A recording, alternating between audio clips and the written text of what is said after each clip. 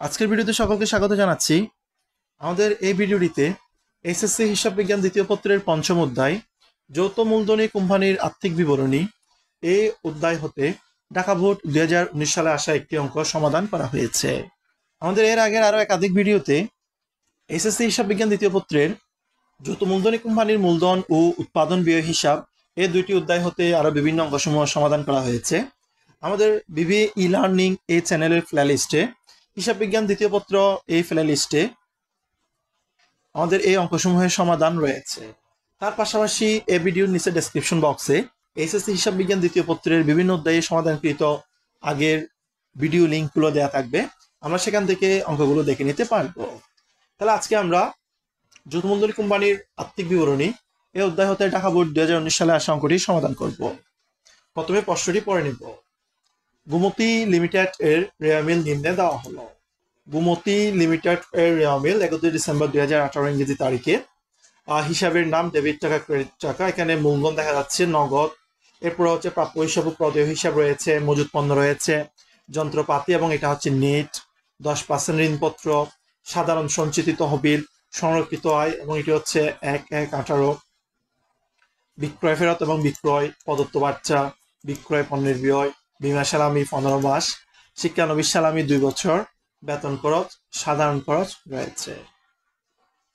Debit দিকের যোগফল 32,45,000, credit দিকের যোগফল হচ্ছে 32,45,000। সমন্বয় সমূহের অধীনে দুইটি সমন্বয় দেখা যাচ্ছে। 1 নম্বর সমন্বয়টি হচ্ছে নিট মুনাফা যদি হয় এর 20% সাধারণ সঞ্চিত তহবিলে স্থানান্তর করতে হবে। 2 নম্বর সমন্বয়টি হচ্ছে 2018 সালের জন্য 10% লভ্যাংশ ঘোষণা করা হয়েছে। তাহলে 1 নম্বর সমন্বয় আমরা যখন বিশদ বিবরণী করব, এই বিশদ বিবরণী থেকে যদি নিট মুনাফা বের হয় তাহলে এর 20% অর্থাৎ নিট মুনাফার 20% সাধারণ সঞ্চিত তহবিলে স্থানান্তর করতে হবে। আর দ্বিতীয় সমন্বয়টি হচ্ছে 2018 সালের জন্য 10% লভ্যাংশ ঘোষণা করা হয়েছে।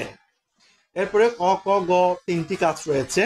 ক নম্বর কাজটি হচ্ছে চলতি বছরের নেট বিক্রয়ের পরিমাণ নির্ণয় করো। খ নম্বর কাজটি হচ্ছে মোট মুনাফার পরিমাণ 3,45,000 টাকা ধরে বিশদ আয় বিবরণী প্রস্তুত করো। গ নম্বর কাজটি হচ্ছে চলতি বছর শেষে কোম্পানির মালিকানা সত্য বিবরণী প্রস্তুত করো। আমাদের এই তিনটি কাজই সম্পন্ন করতে হবে। আমাদের ক নম্বরের মান হচ্ছে 2, খ নম্বর এবং গ নম্বর প্রত্যেকটার মান 4 করে। আমরা সমাধানে এসে ক নম্বর প্রশ্নটি সমাধান করেছি। ক নম্বর প্রশ্নটি হচ্ছে আমাদের জন্য নেট বিক্রয়ের পরিমাণ নির্ণয়। তার জন্য আমরা 3 কলামের একটি ছক তৈরি করে নিয়েছি। প্রথম ঘরটি হচ্ছে বিবরণ, এর পরবর্তী দুটি ঘর, একটি হচ্ছে বিস্তারিত টাকা এবং অপরটি হচ্ছে পরিমাণ টাকা। তাহলে নেট বিক্রয়ের পরিমাণ বের করতে গেলে আমাদের এখানে বিক্রয় রয়েছে এবং সেটি হচ্ছে 11 লক্ষ টাকা। এখানে বিক্রয় ফেরত এবং বিক্রয় একই লাইনে রয়েছে। এখানে ক্রেডিট পাশে যেটা রয়েছে 11 লক্ষ টাকা সেটা হচ্ছে বিক্রয় এবং ডেবিট পাশে 15,000 টাকা যেটা রয়েছে সেটি হচ্ছে বিক্রয় ফেরত। তাহলে বিক্রয় থেকে বিক্রয় ফেরত বাদ দিলে আমাদের এই অঙ্কে নেট বিক্রয় বের হয়ে আসছে। এরপরেও যদি যোগ বিয়োগ করার জন্য বিক্রয়ের সাথে আরো কোনো আইটেম থাকলে তাহলে আমরা যোগ বিয়োগ করতাম, সমন্বয় করতাম। তাহলে বিক্রয় 11 লক্ষ টাকা, সেটা থেকে বিক্রয় ফেরত 15,000 টাকা যখন বাদ দিয়ে দেওয়া হলো, আমাদের নেট বিক্রয়ের পরিমাণ বের হয়ে আসলো 10,85,000 টাকা। এবার যাব খ নাম্বার প্রশ্নে। খ নাম্বার প্রশ্নটি হচ্ছে মোট মুনাফার পরিমাণ 3,45,000 টাকা ধরে বিশদ আয় বিবরণী সম্পন্ন করো। তাহলে মোট মুনাফার পরিমাণ 3,45,000 টাকা ধরে আমাদের বিশদ আয় বিবরণী সম্পন্ন করতে হবে।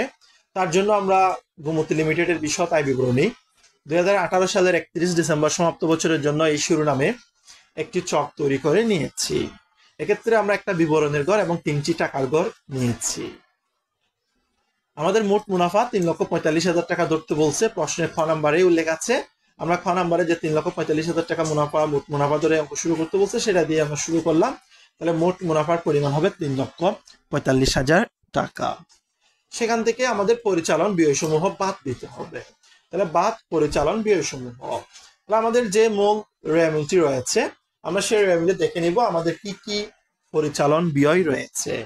এক্ষেত্রে যদি আমরা খেয়াল করি, সাধারণ খরচ সেটি দেখা যাচ্ছে 25,000 টাকা, বেতন খরচ আছে হচ্ছে 95,000 টাকা। তার পাশাপাশি বীমা সালামি আছে, তবে সেটা 15 মাসের জন্য। আমাদের অঙ্কটি যেহেতু 1 বছর বা 12 মাসের, 3 মাসের অগ্রিম দেওয়া হয়েছে, তাহলে এই 3 মাসের অগ্রিম আমাদের বিয়োগ দিয়ে দিতে হবে। এর পাশাপাশি এখানে একটি প্রদত্ত বার্তা রয়েছে এবং সেটি হচ্ছে 5,000 টাকা। তাহলে আমরা এখানে এসে পরিচালন ব্যয়সমূহের অধীনে প্রথমে বেতন খরচ লিখলাম, সেটি হচ্ছে ৯৫,০০০ টাকা।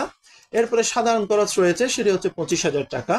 এরপরে প্রদত্ত ভাতা রয়েছে, সেটি হচ্ছে ৫,০০০ টাকা। এরপর আমরা একটু বীমা সালামির টাকাটা খেয়াল করব প্রশ্নে। বীমা সালামির টাকাটা ৪৫,০০০ টাকা এবং সেটি হচ্ছে ১৫ মাসের জন্য। আমাদের হিসাব বছর হচ্ছে ১ বছর, অর্থাৎ ১২ মাসের।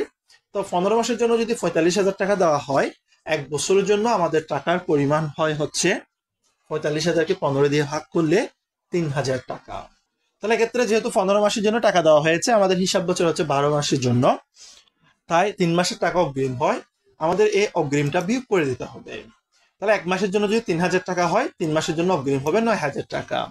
৪৫,০০০ টাকা থেকে ৯,০০০ টাকা বিয়োগ করলে আর ৩৬,০০০ টাকা বীমা সালামি খরচ থাকে। তাহলে এক্ষেত্রে আমরা যদি ৯৫,০০০, ২৫,০০০, ৬,০০০ এবং ৩৬,০০০ টাকা যোগ করি, আমাদের মোট পরিচালন ব্যয় চলে আসে ১,৬১,০০০ টাকা। ৩,৪৫,০০০ টাকা থেকে ১,৬১,০০০ টাকা বিয়োগ করলে আমাদের পরিচালন মুনাফা বের হয়ে আসে ১,৮৪,০০০ টাকা। এর পরবর্তী ধাপটি হচ্ছে আমাদের অপরিচালন আয় যোগ করা। এক্ষেত্রে আমাদের যে রেওয়ামিলটি রয়েছে, সেই রেওয়ামিলের মধ্যে আমাদের একটিমাত্র অপরিচালন আয় আছে এবং সেটি হচ্ছে শিক্ষানবিশ সালামি। টাকার পরিমাণ হচ্ছে ২০,০০০ টাকা। তবে এই টাকাটি ২ বছরের জন্য পাওয়া গেছে। তাহলে ১ বছরের জন্য যেটা অগ্রিম পাওয়া গেছে, সেটা আমাদের আয় নয়, সেটা দায় হিসেবে পরিগণিত হবে। তাই আমরা ১ বছরেরটা হিসাবে রেখে বাকি ১ বছরের অগ্রিমটা বিয়োগ করে দিব। তাহলে প্রথমে শিক্ষানবিশ সালামে ২০,০০০ টাকা লিখলাম, সেটা থেকে অগ্রিমটা বিয়োগ করে দিতে হবে। যদি ২ বছরের জন্য ২০,০০০ টাকা হয়, আমাদের ১ বছরের অগ্রিম সেটা হবে ১০,০০০ টাকা। ২০,০০০ টাকা থেকে ১০,০০০ টাকা বিয়োগ করলে আরো ১০,০০০ টাকা আসে, সেটাকে আমরা পরবর্তী কলামে নিয়ে গেলাম। তাহলে ১,৮৪,০০০ টাকার সাথে অপরিচালনায় শিক্ষানবিশ সালামের ১০,০০০ টাকা যোগ করলে আমাদের যোগফল বের হয়ে আসে ১,৯৪,০০০ টাকা।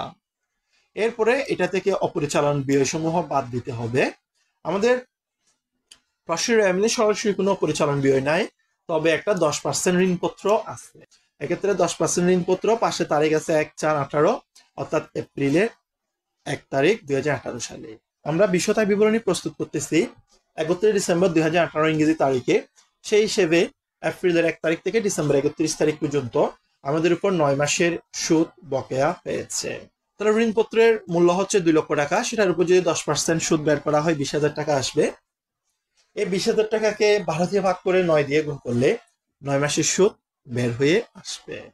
তাহলে ২০,০০০ টাকাকে ১২ দিয়ে ভাগ করে ৯ দিয়ে গুণ করলে ৯ মাসের সুদ বের হয়ে আসে ১৫,০০০ টাকা। তাহলে ঋণপত্রের সুদ ১৫,০০০ টাকা। ১,৯৪,০০০ টাকা থেকে ১৫,০০০ টাকা বিয়োগ করলে ১,৭৯,০০০ টাকা আসে। এই ১,৭৯,০০০ টাকাই হবে নেট লাভ। তাহলে বিশদায় বিবরণী প্রস্তুত করা হলো। এই বিশদায় বিবরণী হতে আমাদের নেট লাভ বের হয়ে আসলো ১,৭৯,০০০ টাকা। এরপরে গ নম্বর কাজটি দেখে নিব। গ নম্বর কাজটি হচ্ছে চলতি বছর শেষে কোম্পানির মালিকানা সত্ত্ব বিবরণী প্রস্তুত করো। তাহলে এক্ষেত্রে কোম্পানির মালিকানা সত্ত্ব বিবরণী প্রস্তুত করতে বলা হয়েছে। আমরা স্বাভাবিকভাবে মালিকানা সত্ত্ব বিবরণী প্রস্তুত করার ক্ষেত্রে আমাদের প্রারম্ভিক মূলধনের সাথে নেট লাভ হলে যোগ করতাম বা নেট ক্ষতি হলে বিয়োগ করে সে সাথে উত্তোলনটা বাদ দিই। এভাবে আমরা মালিকানা সত্ত্ব বিবরণী প্রস্তুত করি। তবে এখানে বিষয়টি হচ্ছে কোম্পানির মালিকানা সত্ত্ব বিবরণী, তাই আমাদের কাজটা একটু ভিন্নভাবে করতে হবে। প্রথমে গোমতী লিমিটেডের মালিকানা সত্ত্ব বিবরণী বলে আমরা একটা চক তৈরি করে নিয়েছি ২০১৮ সালের ৩১ ডিসেম্বর তারিখে সমাপ্ত বছরের জন্য। আমাদের প্রথমত খেয়াল করতে হবে আমাদের এই অঙ্কের মধ্যে মালিকের কি কি শর্ত রয়েছে, অর্থাৎ এই কোম্পানির কি কি শর্ত রয়েছে। তাহলে আমরা যদি খেয়াল করে দেখি, মূলধন রয়েছে, এটা মালিকানা সত্ত্ব বিবরণীর একটি অংশ। তার পাশাপাশি সাধারণ সঞ্চিত তহবিল রয়েছে, এটাও মালিকানা সত্ত্ব বিবরণীর একটি অংশ। এবং সংরক্ষিত আয়ের উদ্বৃত্ত রয়েছে এবং সেটিও মালিকানা সত্ত্ব বিবরণীর একটি অংশ। অর্থাৎ ৩টি অংশ রয়েছে। তাই আমরা শেয়ার মূলধনের জন্য একটি গড়, সাধারণ সঞ্চিত তহবিলের জন্য একটা গড় এবং সংরক্ষিত আয় বিবরণীর জন্য একটা গড় প্রস্তুত করলাম। আবার ৩ গড়ের যোগফল বসানোর জন্য মোট টাকার একটি গড় প্রস্তুত করলাম। শুরুতে রয়েছে বিবরণ। তাহলে বিবরণী গড়েতে এসে আমরা শুরুতে লিখে দিলাম ব্যালেন্স বিডি। আমাদের রেয়া মিলে শেয়ার মূলধন, সাধারণ সঞ্চিত তহবিল, সংরক্ষিত আয় বিবরণী, এই ৩টা হিসাবের জন্য যে টাকাগুলো রয়েছে আমরা সে টাকাগুলো প্রথমে ব্যালেন্স বিডি হিসেবে বসাবো। তাহলে আমরা যদি প্রশ্নের রেয়ামিলটা খেয়াল করি, আমাদের মূলধনের টাকা রয়েছে হচ্ছে ১২ লক্ষ টাকা এবং সাধারণ সঞ্চিত তহবিলের টাকা হচ্ছে ১,৫০,০০০ টাকা এবং সংরক্ষিত আয়ের টাকা হচ্ছে ২,২৫,০০০ টাকা। আমরা এই ৩টি টাকা ব্যালেন্স বিডির অধীনে বসাবো। তাহলে 12,00,000 টাকা, 1,50,000 টাকা এবং 2,25,000 টাকা, তিনটি টাকায় যোগ করলে মোট যোগফল 15,75,000 টাকা আসে। এরপরে যেটা লিখেছি সেটা হচ্ছে চলতি বছরের নেট মুনাফা। আমাদের খ নম্বরে যে বিশদ আয় বিবরণী প্রস্তুত করেছি, সেই বিশদ আয় বিবরণী হতে এবছরের নেট লাভ বের হয়ে আসছে 1,79,000 টাকা। সেটা আমরা সংরক্ষিত আয় বিবরণীর সাথে যোগ করব। তাহলে আমাদের যে পরিমাণ নেট লাভ হয় সেটা সংরক্ষিত আয় বিবরণীর সাথে যোগ করব। নেট ক্ষতি হলে সংরক্ষিত আয় বিবরণী থেকে বিয়োগ করব। কোনো ধরনের লভ্যাংশ পরিশোধ করা হলে বা সঞ্চিত তহবিলে স্থানান্তর করা হলে সেটা আমরা সংরক্ষিত আয় বিবরণী থেকে বিয়োগ করে দিব। তাহলে যেহেতু এবছর মুনাফা হয়েছে 1,79,000 টাকা, আমরা সংরক্ষিত আয় বিবরণীর সাথে যোগ করে দিলাম। মোট টাকার করেও 1,79,000 টাকা বসালাম, অর্থাৎ 1,79,000 টাকা সংরক্ষিত আয় বিবরণী করে বসানো হয়েছে। এর পরবর্তীতে আমাদের যে দুইটা সমন্বয় ছিল তার 1 নম্বর সমন্বয়ে উল্লেখ আছে, নিট মুনাফা যদি হয় এর 20% সাধারণ সঞ্চিত তহবিলে স্থানান্তর করতে হবে। তাহলে আমাদের এই বছরের নেট মুনাফা 1,79,000 টাকা হয়েছে। এই মুনাফার 20% আমাদের সাধারণ সঞ্চিত তহবিলে স্থানান্তর করতে হবে। তাহলে এই 20% টাকাটা আমরা সংরক্ষিত আয় বিবরণী থেকে বিয়োগ করে সাধারণ সঞ্চিত তহবিলে বসিয়ে দিব। আগে 1,79,000 টাকা অর্থাৎ নেট লাভের 20% টাকা বের করতে হবে। ক্যালকুলেটর ব্যবহার করে 1,79,000 টাকার 20% টাকা যদি বের করি 35,800 টাকা আসে। এই টাকাটি আমরা সংরক্ষিত আয় বিবরণী থেকে বাদ দিয়ে দিব, সেজন্য ব্র্যাকেট দিয়ে এটাকে নেগেটিভ ফিগার করেছি এবং এটা সাধারণ সঞ্চিত তহবিলে স্থানান্তর করে দিব, তাই সাধারণ সঞ্চিত তহবিলের ঘরে বসিয়েছি।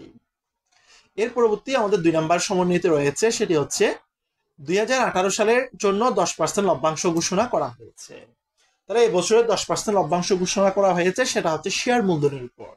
তাহলে এবার লিখলাম প্রস্তাবিত লভ্যাংশ বা ঘোষণাকৃত লভ্যাংশ, সেটাও সংরক্ষিত আয় বিবরণী থেকে পাওয়া যাবে। আমাদের শেয়ার মূলধনের টাকা হচ্ছে 12,00,000 টাকা, সেটার উপর 10% লভ্যাংশ যদি হিসাব করা হয় 1,20,000 টাকা আসে। এই টাকাটা সংরক্ষিত আয় বিবরণী থেকে শেয়ার হোল্ডারদের মাঝে দেওয়া হবে, তাই সংরক্ষিত আয় বিবরণী থেকে বাদ দেওয়ার জন্য নেগেটিভ ফিগার করা হয়েছে। তাহলে আবার প্রতিটা গড় যদি যোগফল নিচে নামিয়ে দিই, শেয়ার মূলধনের গড়ে 12,00,000 টাকা ছিল, আর কোনো টাকা না থাকায় আমাদের যোগফলের টাকা হবে 12,00,000 টাকা। সাধারণ সঞ্চিত তহবিল 1,50,000 টাকার সাথে 35,800 টাকা যোগ করলে 1,85,800 টাকা আসে এবং সংরক্ষিত আয় বিবরণীতে 2,25,000 টাকার সাথে 1,79,000 টাকা যোগ করতে হবে। যোগ করে 35,800 টাকা এবং 1,20,000 টাকা বিয়োগ করে দিতে হবে। এভাবে করলে 2,48,200 টাকা আসবে। একইভাবে মোট টাকার গড়ে 15,75,000 টাকা এবং 1,79,000 টাকা দুইটা যোগ করে 1,20,000 টাকা বিয়োগ করে দিলে 16,34,000 টাকায় আসে। এটাই হচ্ছে আমাদের কোম্পানির মালিকানা সূত্র বিবরণী। আমাদের এই 3টি কাজই করতে বলা হয়েছিল, আমরা 3টি কাজই সমাপ্ত করেছি। আমাদের পরবর্তী ভিডিওতে হিসাব বিজ্ঞান দ্বিতীয় পত্রের বিভিন্ন বোর্ডে আসা অঙ্কসমূহ সমাধান করা হবে।